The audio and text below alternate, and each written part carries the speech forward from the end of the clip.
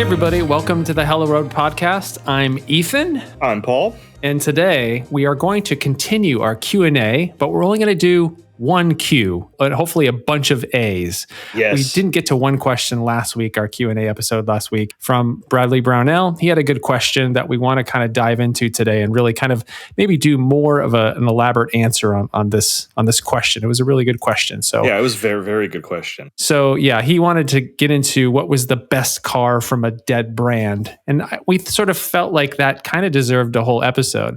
And we wanted to add on to that by also talking about maybe the worst car from a dead brand. Mm-hmm. So let's get into that. But first, maybe we should talk a little bit about what's been going on in our car lives lately. Do you have any updates, Paul? Well, it's funny because we're still going through this whole pandemic, and it's, I don't know, week 67 or something of this. I feel like it's been like 4 years, maybe. Yeah, 4 or 5 years. Okay. Yeah. And you can kind of tell people are getting stir crazy, and the way that I can tell, at least, is, well, I mean, obviously between myself and just looking online on like for example, I love Reddit. It's one of my favorite sites to just go and just waste hours. You're one of those people. I'm one of those people. You just scroll and scroll, but it's crazy because the people are really starting that are really quarantining, like, not the essential worker like me, but people that are quarantining, they're spending money on not necessarily the necessities that you would need, sure. but man, I can tell you this, if the stock market, or if the stocks weren't in an absolute tank right now, and I don't even know if they even offer anything, Lego is the way to go, because man, people keep posting up all these crazy Lego sets. And I don't know if you've priced out Lego sets. I don't know if your daughter's old enough for the Legos yet, but man, They're expensive.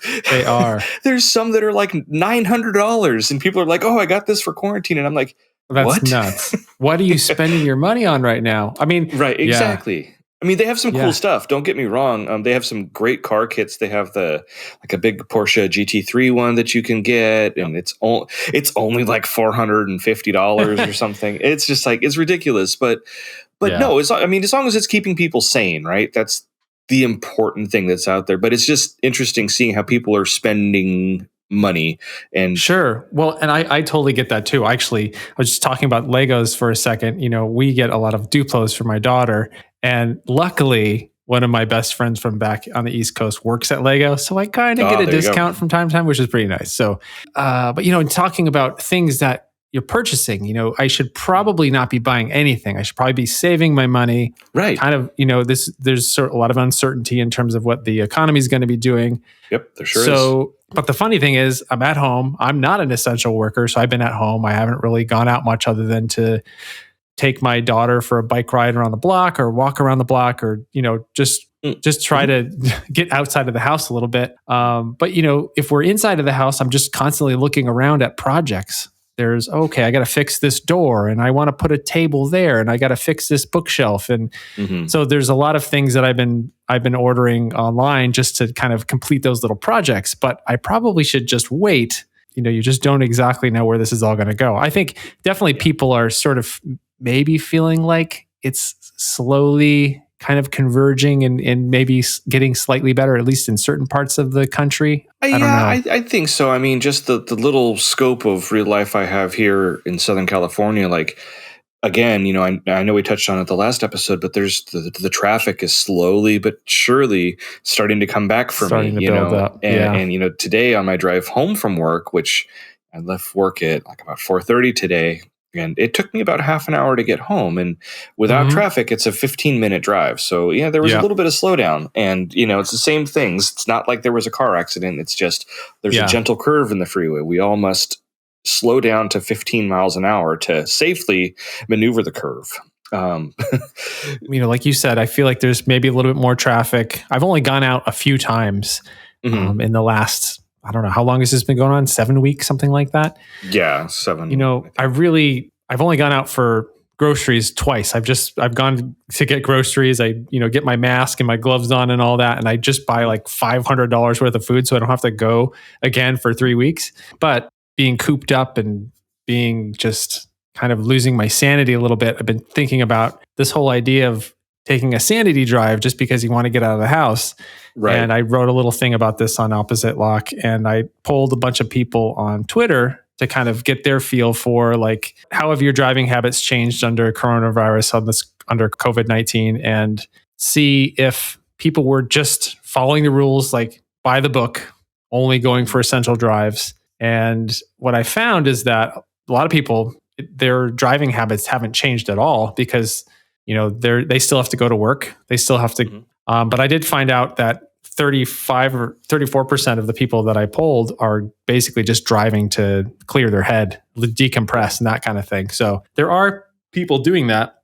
And maybe with people sort of seeing the cases of COVID kind of slowing, maybe they feel a little bit more comfortable about that. I'm not sure. Sure. I think that's definitely the thing, because I know we touched on it the last time where like the thought is not necessarily like you're going to catch it because you're driving around. The thought is, well, if your car breaks down and then you're in a tow truck with a big old tow truck driver who's hacking, coughing, and you're like, great, I shouldn't have taken that sanity drive. But again, it's something you can't necessarily think about. You got to just kind of go for it if you need it, because can't be just cooped up in the house all the time. Exactly. And I really struggle with this because my nature is to not like authority. That's just in my blood. So it's, in some ways it's really hard for me to, if somebody says you got to stay home, I'm like, obviously I want to help flatten the curve, and I want to not get sick, and I want to help other people not get sick. But at the same time, if there's ways that I could bend the rules and go for a drive where I'm not going to harm anybody else, I'm going to be social distancing, I'm going to be staying, a car is a great place to do social distancing as long as you're not crashing. I guess obviously if you crash your car for whatever reason, that puts medical workers, that drains the resources that could be helping people with COVID. True. That's obviously a problem. But, if you're not driving like an idiot and you're just going out just to get some fresh air and to get a change of scenery, I don't see a problem with that. And that, it took me a while to come to that conclusion. I really, especially, I'm making videos about driving cars around. I want to like convince other people to do the same thing if it really wasn't a great idea. But I do feel like you can social distance in your car. You can stay away from other people. It's not that different than if you were just, going for a walk. It's true. So my rationale was I felt like a sanity drive was fine, as long as you're not trying to get to some place that are, like a beach or something that's like actually closed for good reason. So right. Yeah. So anyway, I did that. I did a little video on my 944 Turbo. I figured seemed like if I just kind of not drive like an idiot for the most part, I won't crash and tumble down the edge of a canyon road. And it's hard not to drive like an idiot or drive fast in that car. I've been in that car, and yeah. It is tough because it just like whispers in your ear, just press the gas a little bit more. Well, and also when the boost kicks in, so the car basically has no power until about 3,000 RPM. It's kind of sad. But once the boost kicks in, it just moves, and all of a sudden your foot's like, wait, did I press the gas pedal that hard? That's the fun. It's a good car. It's a good car until it explodes. It won't. Yeah. It's made it this far, Yes. 400,000 miles or whatever. Yeah. It's fine. It's fine. It's all fine. So have you, other than your essential driving, obviously you got to get to and from work, have you been doing any other drives here and there? I'm going to imagine maybe not, because you got to like get home and, deal with your kids and stuff. The kids aren't in school. So they're not. No. The only thing we are, in our tight knit, I guess you would say, like conglomerate of people, my mother-in-law lives just up the street from us. So sure, we're going over there.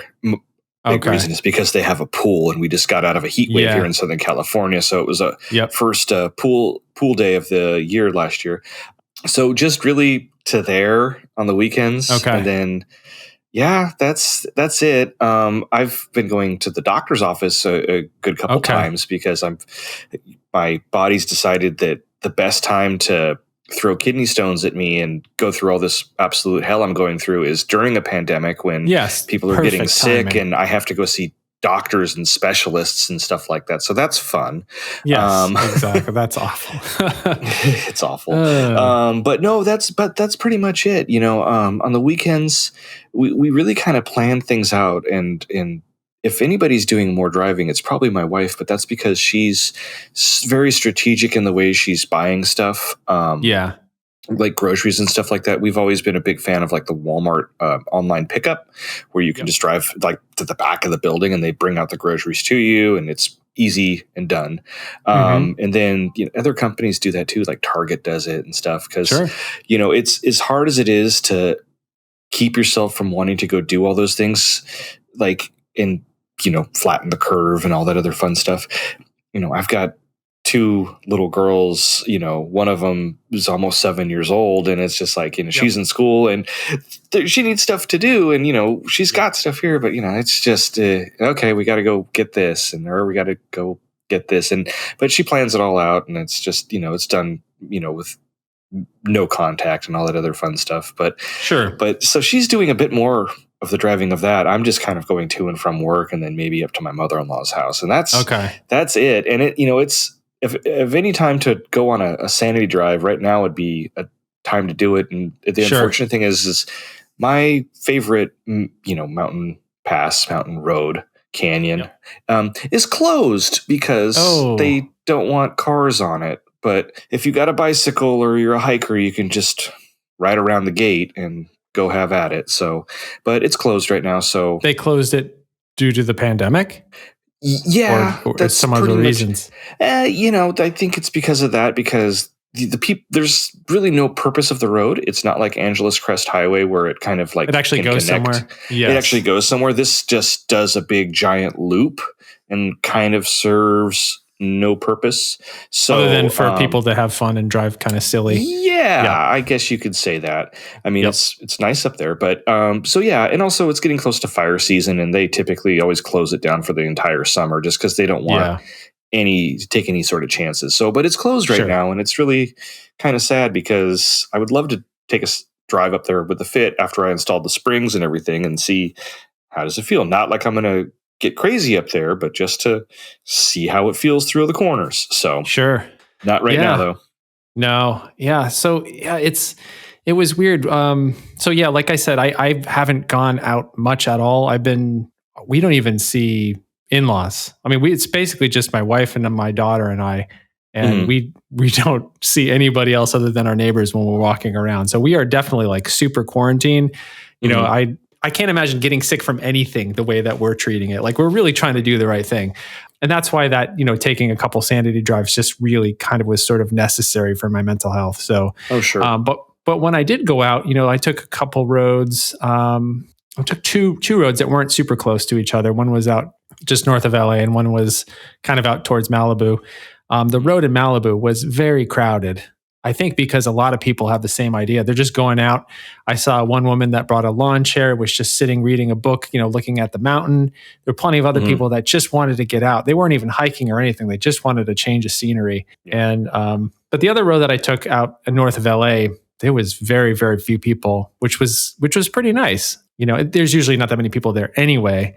But I thought that there might be more people just because, there's a lot of people out of work. It's a lot of people just sort of bored. But that particular road was pretty light. So it was perfect for trying to film something. Yeah, no, totally. It's just you see the people in the weirdest spots, like the clumps of people. Like, when I'm driving into work every day, it's just like, why are there a bunch of people in this one parking lot? And it's like everything's been like empty, and now all of a sudden there's a whole bunch of cars. Did like one business open and everybody flocked to it because it's just an open business that's not a grocery store or something like that? It could be. Weird. I don't know. I have seen a few areas like that out by me in Northridge, California. There was this one big parking lot where there used to be where there is an REI. There's a gym. There's like an Outback Steakhouse, typical American suburban strip mall. But there was sort of like 3 or 4 people that were sort of doing a social distance car show. It was weird. Like either they just had gone for a drive or something. And they all had parked their fancy cars sort of like 6 car lengths apart. And they were just sort of admiring them from afar. And actually that was the same parking lot that I saw people out with a table. They brought a little picnic table out of the back of their car and they were just eating their takeout in the middle of a parking lot. Like they had they had seats, they had chairs, they had a little tablecloth. So they're just having like a little pandemic picnic. Pandemic picnic. And that's just judging from the businesses you said, it's probably like normally a pretty crowded parking lot. Sure. Oh yeah. Especially because of the gym. Yeah. It's crazy to see all this stuff, but like I'm seeing stuff trickle back in, in my travels, my daily travels. So yeah. And if you look at I usually try to look at the New York Times coronavirus tracking map, where it gives you a list of about where the state of cases are and deaths are, and it seems like there's a downward trend in California right now, which is a good thing. So maybe people are kind of seeing that and sort of feeling that they're a little bit more secure and going out. So could be, yeah. I don't know, but yeah, you're right though. It's sort of a weird. It's going to be still weird. A Twilight Zone episode. It's still exactly. A Twilight Zone episode out there. I know, and it's just weird to be in LA where there's not that much traffic. Even with it starting to like slowly trickle back in, it's still not that much traffic. Yeah, it's still nothing compared to normal. No. Not even close. Not even very close. Strange. So, yes. Yeah. All right. So that's the pandemic section of our podcast. There's the Pillow Road podcast pandemic update. Yes. It's hard to not talk about that, but it is. Yeah, it is. It was kind of interesting to do that poll on Twitter to kind of get a feel for how people are driving right now, and I'm not going to be taking sanity drives all the time, but I think I probably will need to do another one in a few days here. Yeah, and we'll see how busy the back roads are. Just drive safe. All right. Yes, exactly. Well, yeah. Drive safe. Also, don't explode. I mean, if my 944 turbo explodes and I need a tow truck, I'm going to socially distance my tow and I'm just going to walk home. I don't care how far away it is. I'm just like, you know what? I'm just going to distance myself. Well, the funny thing is, a lot of the places that I like to drive, there's no cell service. Mm-hmm. So if I did have an issue, I'd have to walk pretty far before I could, get a ride back home. But I need the exercise, so it's no big deal. Yeah, there we go. Double-edged sword. All right. Well, so I think it's time to talk about some resurrection of some weird cars or something. Yeah. So this is kind of like a fun thing, I think, for both of us, because there's a lot of dead car brands that we talk about all the time. There's a lot of cars from dead car brands that we like. Technically, Daihatsu is a dead brand in the U.S. So in the U.S. Yeah, so you've got one of those. I've got a couple of Geos. I have a Geo, and that's a dead brand. I've got a Scion, that's a dead brand. I've got a Pontiac, that's a dead brand. I just need to buy an Oldsmobile and an Eagle. I need to get a Saab. I need to get a Plymouth. I need to get a Rover. Got a lot of stuff I got to get in my fleet. Yeah. Yep. It's funny. Yeah. This thing was so difficult for me to choose something or to think of something because. Yeah. I tend to side more with like the Japanese brands of things. And I was looking for something that's completely dead. Like, yes. Like done, like been buried for a long time. And there's really not a lot of Japanese car companies that have gone under. Everybody's pretty much just chugged along. There's a lot of American brands that have gone.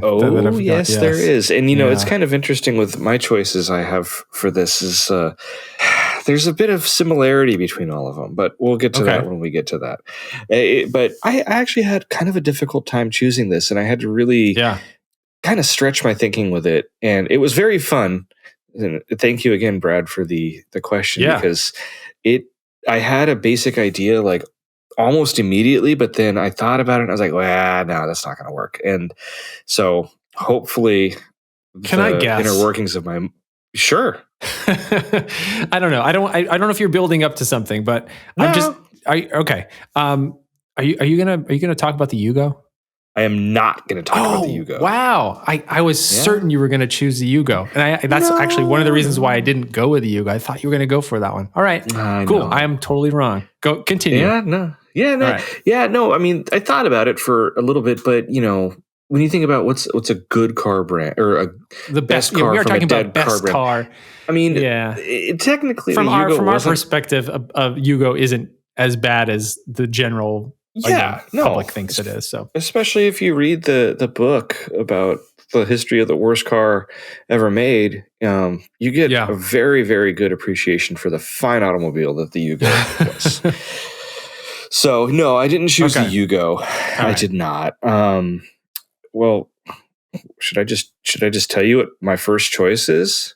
Sure. Or do you want to go right first? No, you go ahead. All right. We just rolled the dice. You guys couldn't see it, but I'm going to go first. So my first choice is kind of a bit of a gray area because its parent company still exists, but this sub brand is long gone. Well, and I chose this.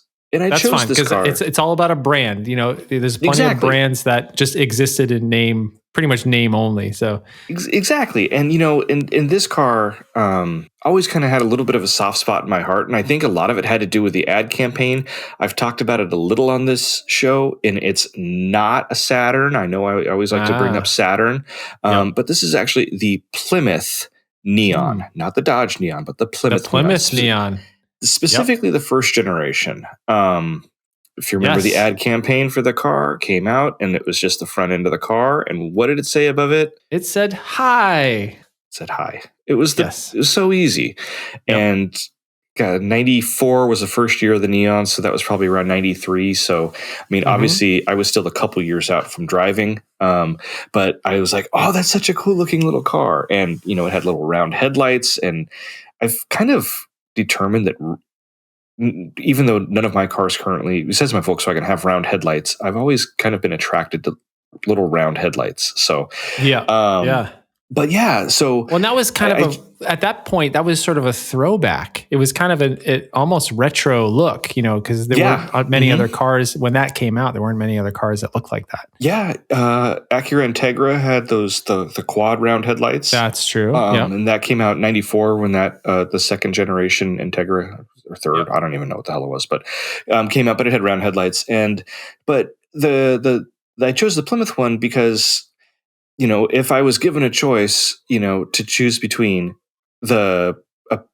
Dodge or a Plymouth, I would have probably gone to the Plymouth because it was the more oddball choice. Because as we all know, I'm typically siding with the oddballs, and they had all the same trim levels as the Dodge one did, and the one that I really like it and want to see something like this come back was the ACR trim, the American Club Racer trim, that basically had the car set up to run with SCCA. I forget which production class you can run the car in, but they had these little 130 or 140, or I'm sorry, 130 or 150 horsepower engines, depending how many doors it had more power if it had two doors, and dual overhead cams, and little 5-speed transmission. And it was just an awesome little car that you can drive to and from work and then take it to the racetrack on the weekends and, slap some stickers on it and you would be good to go. Yep. Yeah. So it was really awesome. And, I'd love to see something like that kind of come back more, not necessarily more so from Chrysler or that whole corporation, but just as the idea of buying a car that's relatively affordable, that comes with no frills, and you can go and take it and race it and, go get groceries with it on the way home. I thought that was so awesome about the car. And it's, still to this day, I do look on Craigslist every so often, and I see tons of Neons first generations come up, and they're, $250, but it's exactly. I think, and I search on Bring a Trailer. There's never been a Plymouth Neon ACR that's been sold. But I'm sure they're out there. I'm sure somebody's got one. And so it's in a garage or under a tarp or somewhere. There's one sitting there with your name on it. My barn find. It'll be next to my Saturn SL Coupe with the twin cam engine in it too. So yes, totally. So I think something like that, because there's really nothing on the market that's like that. That's really affordable. That even the manufacturer says, yeah, go race this thing like at autocross or, with the SCCA with production class. And then, sure. There's nothing like that out there. Well, you think about the affordable cars that are out there right now. There's you got like the Versa, but okay, there's nothing about that makes you think of any kind of performance or racing or anything like that. I mean, right. There's the Mirage, which we like, but also I don't think that would be a whole lot of fun on autocross track. I could be wrong. Who knows? It could be a ton of fun. I'm not sure, but. Yeah, there's not a whole lot. Yeah. There's not a lot. Nothing. I mean, at least in Canada, like with Nissan, you could get yourself a Micra, which is the car that slots below the Versa in terms of like size, but I think they're actually more expensive than a Versa. I'm not quite sure how it all works, but they actually have a full on spec racing series for those Micras up in Canada, and you look them up on YouTube. It's awesome to see those things out there, and they just spec racing with like cheap ass cars. I totally want to do that. I remember when they did that with the Mazda 2s. What was there? Mazda 2s and the B-Spec. SCCA B-Spec. Thank you. B-Spec. Is there a Yaris 2 there too? Maybe. And Honda Fit, Yaris, Mini Cooper, non-Cooper S. Honda Fit. Yeah, that's like the best type of racing because the cars are super cheap. And they don't have a ton of power. It's about momentum. It's about, trying to make the best with like a not terrible. Terrible is not the right word, but like a car that's not meant to do that, Correct. I think that's like a great idea. That's one of the reasons why I like the Gambler 500 so much is take a car that's not meant to go off-roading and try to take it 500 miles off-road. So they need a B-Spec Gambler 500. That's what they need to do. There you go. Get on it. There you go. Get on it, guys, gals. So Plymouth Neon. Plymouth Neon. Plymouth Neon, specifically ACR. Specifically the ACR. That's a really good choice. That's a very, very good choice. There's a lot of cars from dead car brands because there's a lot of dead brands. You could go and look at some of the boring, predictable choices. Oh, I'm going to go with the Pontiac GTO, which is a great car. Right. It's iconic. Yeah. Pontiac, Firebird Trans Am, iconic. Plymouth Barracuda, great looking car. Oldsmobile 442, even the AMC Javelin is pretty rad. And then there's a bunch of weird ones that I just kind of forgot that existed, like Imperial. That was a brand for a while. That wasn't just a Chrysler. That was actually its own thing, and I kind of forgot about that. The same thing with Continental. Continental was its own brand for a little while until it sort of became a Lincoln. So those are two things that I just forgot. There's just like I'm not really into super, super old cars. I'm more into like the cars from like the 70s, 80s, and 90s. So I just kind of forgot about those when I was looking into, some of the dead brands.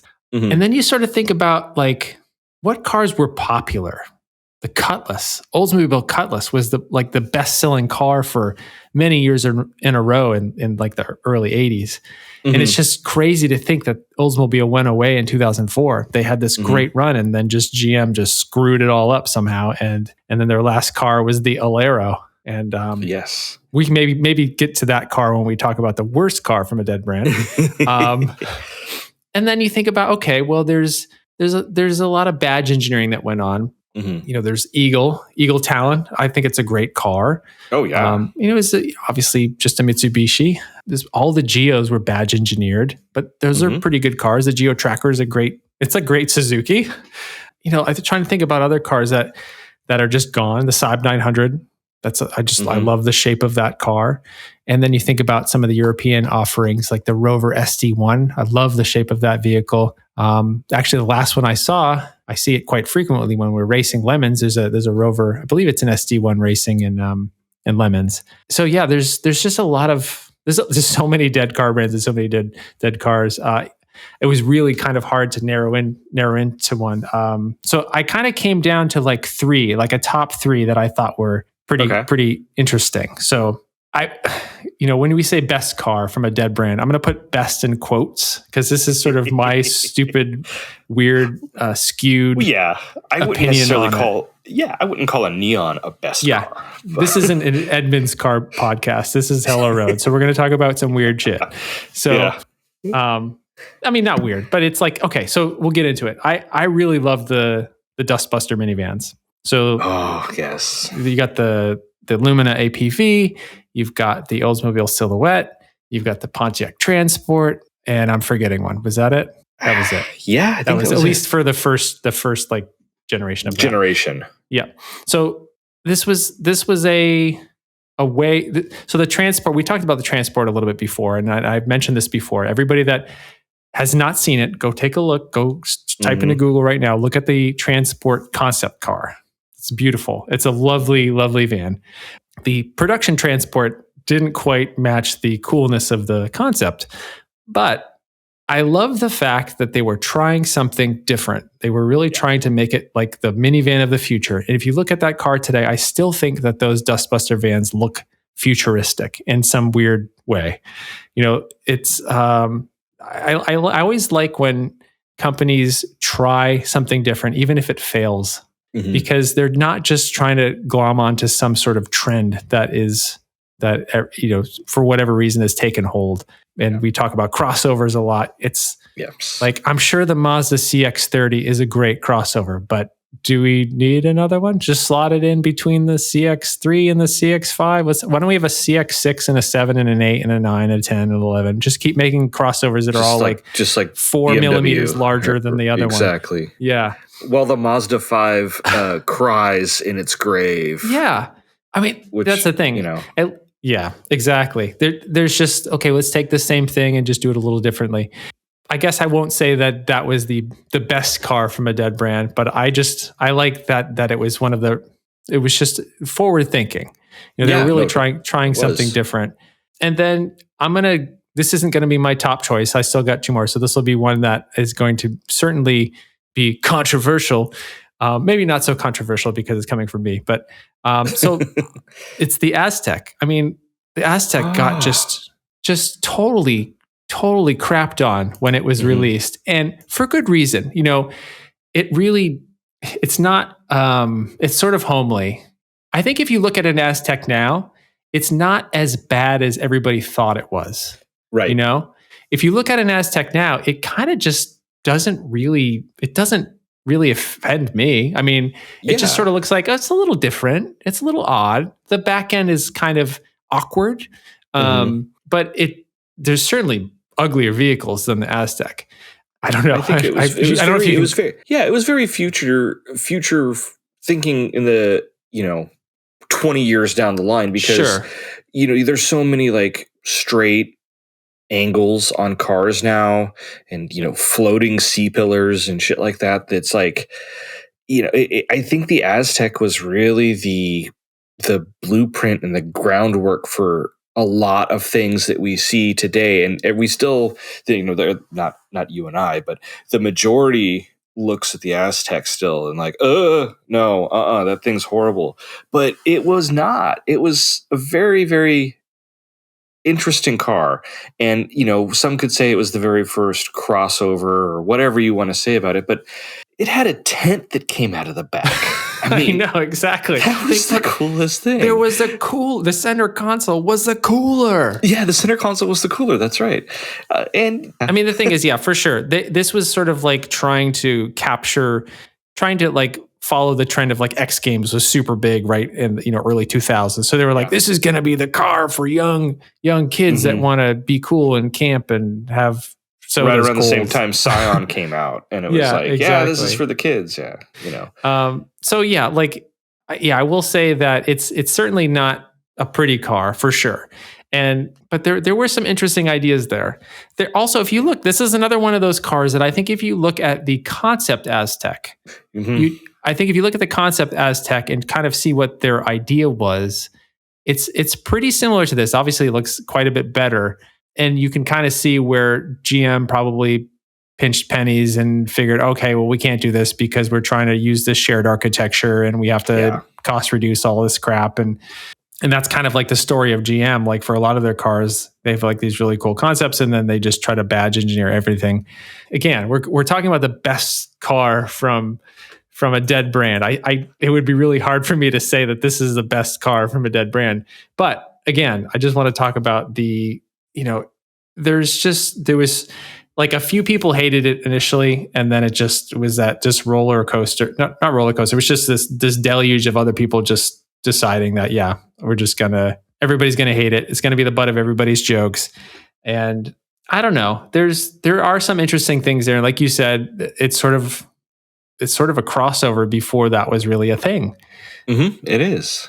So I believe it was the first one. I mean, besides like some of those early Subaru Outbacks that I guess maybe were, but they were still small little Subaru Imprezas. You know, I honestly think it might take the cake on that one. It is the first crossover, which, you know, could be seen as a good or a bad thing, but at the time it was so different, and I think that's why a lot of people shied away from it because of how different it was. It doesn't look like anything on the road. I don't know. I'm not supposed to like it because it doesn't look like a bread and butter sedan or SUV. Yes. I don't know what this thing is. Yeah, and I think that was part of it, is that it was very different. It was very different for a reason, and it was apparently just too different for the general car buying public at that time, you know. And I will say, yeah, I'm not saying this is a pretty car. It's not. I just don't think it's as bad as everybody said it was. No, it's not. And especially with all the modern stuff that's out now, with the you know, these straight like lines that have like angles to them. You know, things went from swoopy to straight. I'm thinking of like Acuras and stuff now that, you know, I see a lot of straight lines, and you see it on some of these, you know, the CUVs and stuff. Straight line. Body cut. There's so many. There's so, like, you look at an Aztek and it looks kind of conservative compared to some new car designs. And I don't know, car design right now is not my thing. There's a few brands that are kind of doing okay. Like I like pretty much most of what Mazda does. Yeah. They do make a pretty car. But there's just so much overwrought, overly complicated styling right now, where big smiling Toyotas. Yeah. And you know how much I hate the Civic Type R, so at least the way that it looks. So that's another one where I'm just like, oh my God, just settle down, everybody. Yeah. But back to this whole idea of the first crossover. So, you know, that can be argued by lots of people, but I will say that at least when I was going through cars that I thought might be the best car from a dead brand, I was going back even a little bit further, back to the 80s. And this car could be considered the first crossover. I've heard other people say that this car is the first crossover. You know, that's up for debate. But I think maybe my choice for the best car from a dead brand would be the AMC Eagle. So this is that's true. This is one of those cars that, you know, maybe back when it was introduced, I don't really know how well it sold. I should look that up. But it's sort of, in a weird way, shaped and influenced cars today, you know, because there's this idea of like, okay, let's lift things up and take this wagon and kind of make it more capable off road. Mm-hmm. But I will say this: it still was a wagon. It wasn't trying to be a truck. It wasn't trying to be some SUV. It was a wagon. It was a lifted wagon, and obviously Subaru's done this really well. And the funny thing about the Eagle is that this was, you know, there was and actually I shouldn't say it was just a wagon. There was also a sedan version of wasn't there sedan? Or was it still called the Eagle? Oh yeah, it was still called the Eagle. Yeah, now I remember seeing that. Yeah. Well, and I think there might even be a camback too. I can't remember if that was the Eagle or not. But anyway, I'm not super well versed in the Eagle. But you know, it was just the fact that it basically took a car and just made it more capable. And it was one of those vehicles that I think they did it because AMC didn't have a ton of money at the time. So they basically took their Concorde. I believe the previous version of this car was called the Concorde. They just took that and refreshed it and lifted it. So I want to say this was one of the first vehicles that was sold to the public with a all-wheel drive system. Or that was like a car. It wasn't like a truck or a Jeep. It was one of the first that was like a car that had that. And, you know, it's funny that you mentioned this car, because I remember every day from when I was in middle school, driving home with my mom, And we'd always bring my friend to his house, and in his neighborhood was one of those damn AMC Eagles, and that thing never moved. It just sat there. I remember it was back into the driveway. It was gray, and I always looked at that thing. I was like, man, that thing is so damn weird. And I don't think I've ever seen one driving around on the road, but I remember seeing that one almost every single day for 3 years in middle school when we took my friend Eric home. Yeah. It was very, very odd. I was just like, oh, there it is again. It's not moved. Yeah. Sure. Well, I'm a little bit older than you, and I remember seeing quite a few of these in the 80s. Because I grew up in New England, so there were quite a few people that wanted 4-wheel drive and didn't want something too big, I think that's probably the market for that car. Much like, you go to the state of Idaho and the official car is a Subaru Legacy or whatever. And that was just a statistic I made up. But yeah, no, exactly. I think that there really wasn't a market for that, at least in Southern California yet. So maybe that's why I don't recall seeing many or any at all, with the exception of the one that was parked in that one person's driveway. Yeah, I wouldn't be surprised if there were a ton of them in Colorado. And when I grew up in Massachusetts, as the years went on into the 90s, it just sort of transitioned to Subarus. Yeah. So so many Subarus.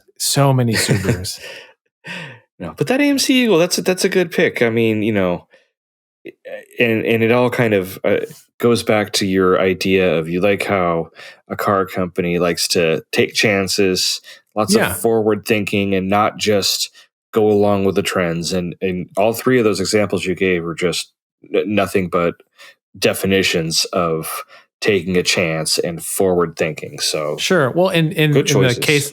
Sure. In the case of AMC, I think they had to do something because they didn't have enough money to develop a new platform. So they're like, okay, well, let's see what we can do with what we've got. And that's true. It's AMC. You've said it a few times, but you're kind of foreshadowing into something that's going to be talked about in a little bit. But the Gremlin was just what was it? The Hornet that they just literally lobbed off the back of the car. They're like, they're sitting there with, how far do you want it? And the designer's like using his arm. About right there. All right, cool. Cut it right there. That's just what I always thought whenever I saw a Gremlin. Oh, I know. We need a compact car. Okay, take our other car and just chop the end off of it. Chop the back third off the car. So that is the funny thing about looking at AMC cars from the 70s and the 80s is that they didn't really change that much. And actually, just to be completely correct about this, I did just quickly look this up. There was the AMC Eagle 4-door wagon. There was the 2-door camback. There was the 2-door liftback. And then there was the 4-door sedan. Okay. Yeah. And it's funny. Yeah. 3-inch lift, extra wide fender flares, some fog lights. Obviously, you need those fog lights on the front. And then basically Jeep's 4-wheel drive under the chassis. Yeah. So it's pretty cool. Yeah. Looking back on it, it was pretty damn cool. It's kind of a trend you see today, people lifting their cars. You see people with lifted Miatas. Sure. What's her name with the lifted Lexus LS? It's like, it's kind of thank the AMC Eagle for planting that seed in your brains, everybody. Can you imagine if there was a new AMC Eagle that came out today? That would be so cool. Like the kind of a throwback. We're going to make all right. I think we need to, whoever owns AMC brand right now, I don't know if it's FCA or whatever the hell they're called now. Do they still own AMC? Yeah, sure. I'm sure they do. Okay. They're going to get on it. Get on that. Make a retro version of the AMC Eagle, please. Thank you. I'll take one. And don't build it off the Jeep Renegade platform. No, please, no. Build it off the Chrysler 300 platform. Yeah, that's fine. Interesting. Yes, it's fine. There's all the kinks have worked out. The car's been out for 40 years or something. Something, right? So with no changes. So okay, well, that was pretty good. There was some good things to bring back. So you wanted to talk about some of the worst cars from a dead brand, right? Sure. Well, you could argue that any of the cars we just talked about could also fall into this category. Exactly. They sure can.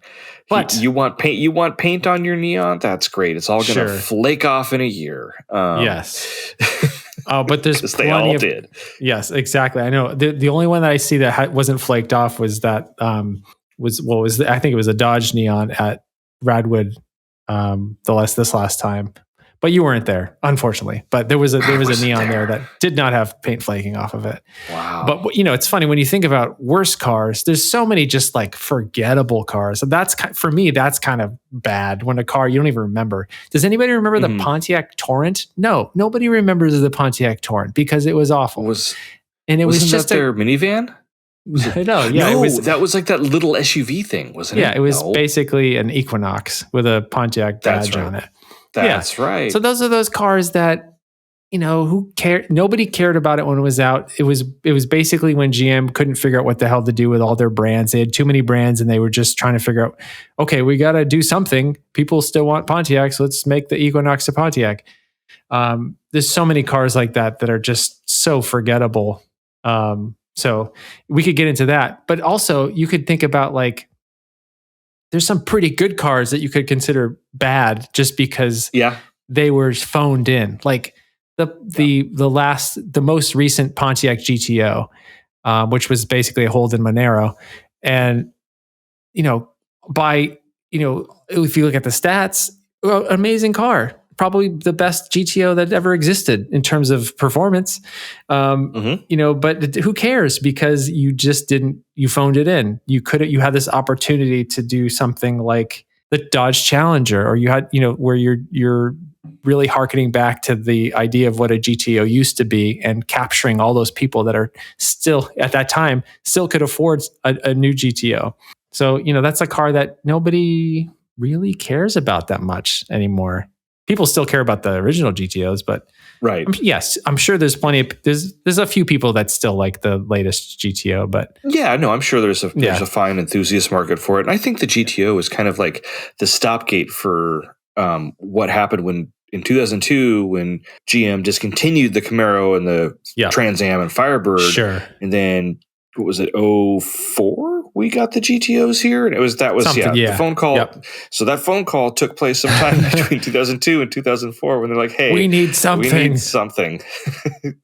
Call up the Australians, and sure enough, they delivered and they sent up the GTO to us, and then it left in 2007. Yeah, I'm not 100% sure. I couldn't tell you. Only a few years later, there was the Camaro. Yes, they needed something. It was a stopgap measure, and it just sort of I can't tell you how disappointed I was. There's this opportunity sitting there, and obviously, if they hadn't thought about it and they hadn't planned for it, you're just going to get something. They're just going to import something that looks like a Cavalier that's got a V8 under the hood, and that's just what I felt like it. I was sort of still kind of interested in the car just for its performance, but I could never get past the way that it looks. I would not want to. I would not want to drive that car around. It just looks so boring. So, it's so funny because I'm kind of on this. I don't know. Or you like this car, and I'm just like shitting on this car, and you really dig it? No. Okay. I mean, I'm not a big fan of it, but at the same time, just in thinking about when I was thinking about a car to a bad car, it's not necessarily a bad car. It just there was some bad calls. Sure. And that's kind of where the car that I chose I'm breaking over is because there was kind of, I guess you would say, bad calls, missed opportunity, if you would. Yeah. And I can't think of a better car to fit that bill. And I know there's an enthusiast community for these out there, but I've always despised them. And here we go again, the Plymouth Prowler. Oh boy. Yeah. I don't. You look at it, and you're like, we should just have like a minute of us just sort of sighing, like disappointed. It had a crappy V6 in it. It had an automatic transmission, and it's just, I can't. That car never did it for me, and it was just one of those. How do you? I can't even. I've been thinking about how to put this in words, and I can't even think about it. Like it's kind of like the adult that goes to like the frat party and like, hey, you kids still do this dance, or whatever. That's kind of what that car felt like. And I know it has its fans, both young and old, out there. But it's true. it just seemed like a bad call and a missed opportunity. Now, had Plymouth or Chrysler, FCA, whatever the hell you want to call them, had they I don't know, figured out how to put a V8 in it, just so it really fit the bill, gave it some, manual transmission, which again is not necessarily always the deal breaker, but something like that, you wanted, they had the Viper. The Viper was there, and the Viper was this big badass, V10, only came with a stick, and it was awesome for many reasons. Why couldn't they have made the Prowler have, just be like the little brother to that thing? And I think that would have gave it so much more street cred, because now you see him driving around and it's just like, okay. And I think I looked up the power on that thing. I think it made like 236 horsepower, which, don't get me wrong, is a lot more power than any car I own. But it's just it just seems like such a missed opportunity with that car. And it drives me nuts when I see them, because I think about how, I don't know, I just, they just give me the heebie-jeebies. Well, I will say also, I haven't seen too many Prowlers around. There used to be one in my neighborhood with this big roided up dude. This workout dude used to drive one, and he would drive by and go to the gym and drive by my office quite a bit. And that just sort of seemed like it fit. It was yellow, and he would always wear yellow, and he had frosted tips in his hair. So it was it totally worked. But I remember I saw one at the first ride with that I attended in Anaheim a couple years back, and it's just a car that will immediately make me frown. And look, I'm not gonna crap on anybody's car. If you love your Prowler, I'm glad. I'm glad that you found a thing that makes you happy and that you can get really interested in. More Prowler to you. More Prowler to you, exactly. But I literally frowned. I'm like, ew. It just kind of gives me that feeling of I don't understand the appeal. I don't like the design. I don't even think I can think of one thing about that car that I appreciate. I'm going to try. I will do this. I'm going to do a little research on the Prowler. I'll find one thing about it that I like. I'm not sure I can do it, but I will give it my best shot. I like that it came in purple. I think that's great. Yeah, the colors are good. That's true. Okay, we found one thing. Great. I don't have to look at it anymore, so I will not do any research on this car. Saved you 2 hours of research. It came in purple. Yes. There's this YouTube channel that I like to watch on occasion called The Straight Pipes, and one of the co-hosts, Yuri, bought one, and I think it's yellow. Is it yellow? I can't remember. It's yellow, yeah. And I thought of him when I was thinking about this. I was like, oh, he's got one of those things, and I know he loves it. But that's fine. That's his jam. But sure. Well, and I would love to. I probably should watch his video about that car again and figure out what he likes about it. And maybe it's a nostalgia thing. Maybe he saw it when he was a kid and just loved the fact that it was so different and so weird. And again, this is a car that they tried to do something, off the wall, but also for me, felt like it was just going after boomers essentially that wanted to relive the 50s. I don't know. I mean, it could be that. But your example of your neighbor, that's, to me, that's a Prowler owner. Some hulked up gym guy with frosted tips that dresses to match his car. That's a Prowler owner to me, I guess. That car. Well, and the thing is, I don't generally like to stereotype cars with particular types of people. When I saw the Prowler and this guy driving it, it was like, this is a match made in heaven. It's not like I think all Prowler drivers are like that. It fits so well to me that I just picture anybody else driving a Prowler is that guy. Yeah. No, I get it, and I can kind of lump in the Chevy SSR into the same thing too, because that was kind of I just threw up in my mouth a little bit. I'm sorry. It was kind of a cool idea. It's almost like, well, here's how I think things went down with the HHR or the SSR. It probably started in the boardrooms at GM with them saying, we're going to bring back the El Camino. And that's how things started. But then shit got out of control.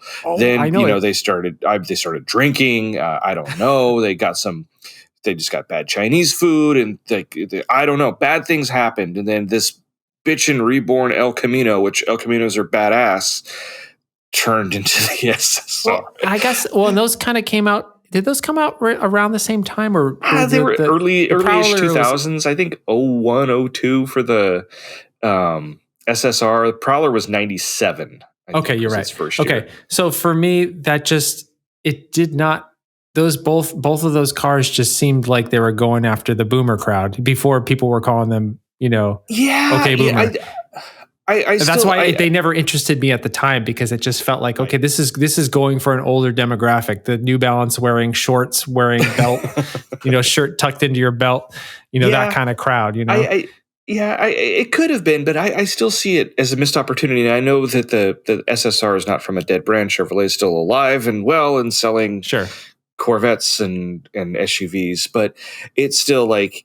I just maybe there's no truth to that. Maybe I just made that story up in my head, but I've always thought that with that SSR was like it started life as we're going to bring back the El Camino, which would have been great. I would have loved the new. Yes, it would have been awesome. And then it just no, the wheels need to be bigger. 22s. That's a perfect size. Let's put them on. Put the whole thing under a heat lamp so it looks like it melted. Melt it down. Perfect. Yes. Okay. Looks more like a blobfish. Yes. More swoops. More blobfish. But no, I mean, there was a lot of cars that had missed opportunities. I think that could have been better. I mean, they're not necessarily bad because they were unreliable. Well, I mean, maybe they are. I don't know. But it's just for me, it's that idea of a missed opportunity. I think of like the AMC Pacer. I love that car because it's like such a quirky, weird little car, but the missed opportunity, that thing was supposed to have a rotary engine put into it from AMC, but that car came out at the wrong time because it was right in the middle of the gas crisis, and the rotary engine, I think got negative gas mileage. Yes. Or, not negative, but, really bad and just, drank oil like crazy. But it was another missed opportunity with that car. And it also, just suffered from coming out at the wrong time. And, AMC. Can't control that. No. Can't control that. Well, that was a good discussion. I think we went over a lot of great cars. We went over a lot of terrible cars. And depending on who you are, you may swap the list.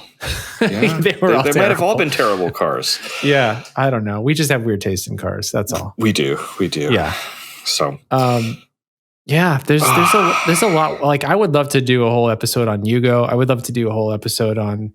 I guess I don't want to do a whole episode on the Pontiac Torrent, but I would love to do an episode on badge engineering and like how bad it got there for a while, because it was just a point where I don't ever do this. And I never would write companies, but there was a couple times where I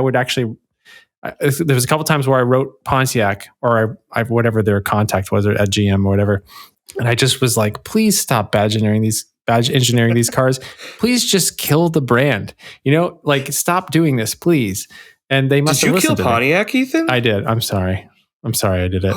Oh, I'm sorry. Oh, man. You heard it here first. I killed Pontiac. Bombshell of all bombshells. Wrote a strongly worded letter to Pontiac. And they're like, oh, you know what? That's a good idea, young kid. Good idea. Yep. Oh, man.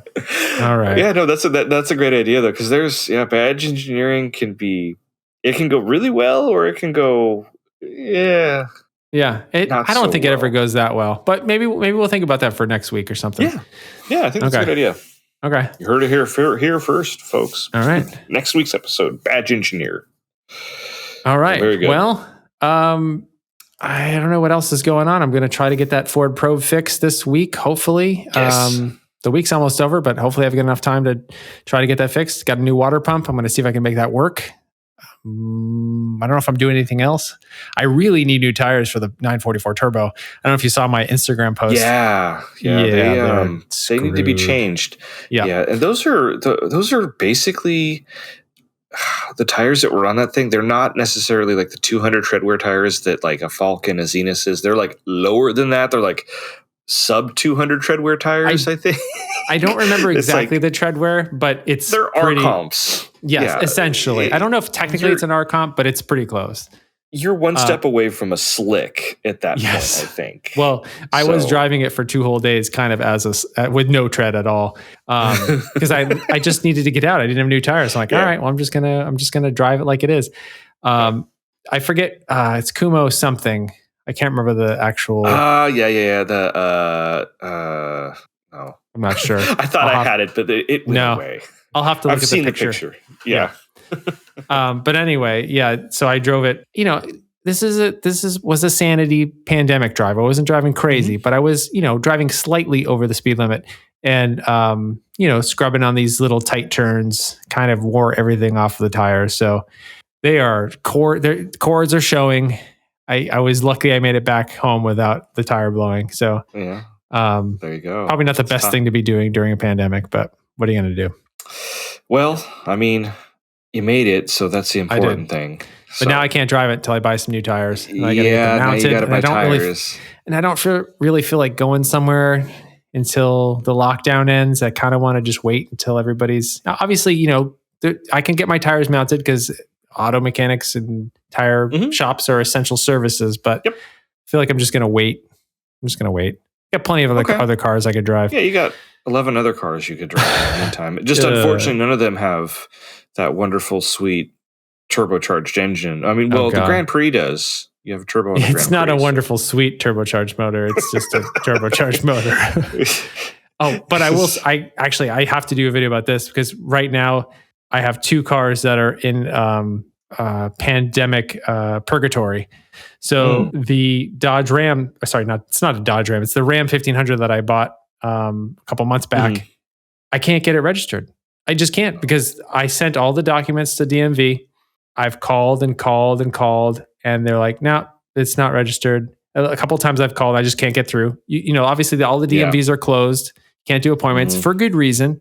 Yep. I'm not complaining about that, but at the same time, they've had my documents for a month and a half, and I still don't have plates. So this is a car that I bought in January, and still, it's insured, but technically, it's not completely registered. So it's just one of those things where I pandemic problems. Pandemic problems. Yeah. Yep. Makes sense. Yeah. It makes sense. Well, I guess that might be a good place to end it. I think. Maybe we've got a couple more episodes coming in the next few weeks. So where can we find you on the internets? Oh, I'm just so fun. I keep switching all my stuff around. So I changed my Instagram name again. So it's now, what the hell is it? I don't even know. Oh, isn't it? Is it P. McCarthy 83? I think it's P. McCarthy 83. Yeah. Just type in a bunch of letters and numbers and you'll find Paul. Yeah, you could find it. No, it is P. McCarthy 83. That's my new Instagram thing. I think you can still type in Paul's Finest Hour and you'll find me. And that's what my Twitter is still, right? I didn't change that. No? Oh, there's that for consistency. You've got to disconnect Paul's Finest there. Hour. We got to have some marketing problems. I got to have a meeting with myself and figure this out, get to the bottom of this. But yeah, Twitter, Paul's Finest Hour, Instagram, P. McCarthy 83. Why the hell did I choose that? Was I drunk? I don't know. Maybe. I think you should go back to Paul's Finest Hour. That's just me personally. Yeah, I think I'm going to do it. Do it. Yeah. Don't listen to me.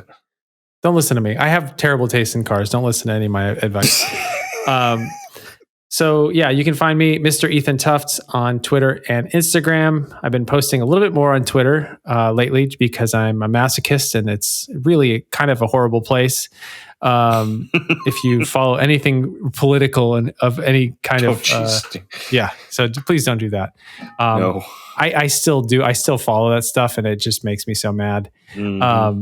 But anyway, I will say the good thing about Twitter, which I found recently, this is something that I recently discovered. There's a great car Twitter. Car Twitter is a thing. Oh yeah. And there's not just car Twitter. There's weird car Twitter, which I really like. Oh yeah. That's all I follow on Twitter. That and some of the music stuff, but mostly it's just weird car Twitter. I don't follow any of the political crap or anything. I'm just on it for people posting up. And I mean, some of our former guests we've had on the show, they have great car Twitter, like Steven and Derek. They have great car Twitter. Well, and of course, it's van time. Yeah, of course. Yep. It's van time. And Bradley Brownell, I don't think he does anything other than Twitter. So you can see all his tweets there. Yeah. I wonder what his tweet count is a day. I think it's somewhere in the 100,000s. So yes, I'm happy if I could do 2. Yeah. Yeah. I just complain about my kidneys on Twitter. I'm pretty boring. So, but I do like to like things on Twitter. Generally, what happens for me on Twitter is I'll post some weird car thing. Everybody loves it. I'll post a political thing. Everybody ignores it for good reason, totally good reason. And then I'll post a music thing, get a couple likes here and there. So yeah, I'm all about weird car Twitter on that's a nice pastime to have, is see all those weirdos that like the weird cars. So join in our people. Yep. All right. So I think that's it for today. And thanks so much for listening, everybody. Thank you very much. All right. Bye. Bye-bye.